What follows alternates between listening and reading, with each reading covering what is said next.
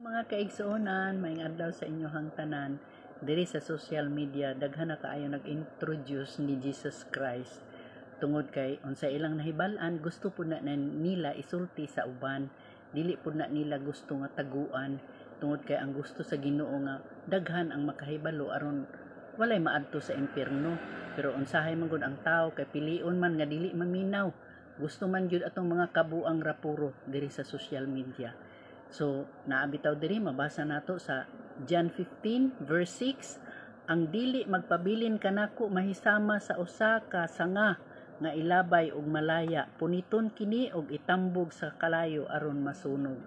So ingon ana rata di ay kung di ta magpabilin sa Ginoo, bisan unsa pa nimo ka guwapa, kadato, ka sexy, mura ra itag sanga nga itambog ra dito sa kalayo aron sunugon ra. So basura rata, toxic rata sa Ginoo. Murag kumbaga samok-samok rata diri ba nga nabuhi ta samok-samok ra.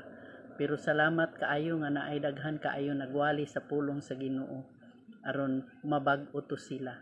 So kinahanglan sundo nato og magpabilin ta sa Ginoo. So maura to, salamat kay sa pagpaminaw. God bless.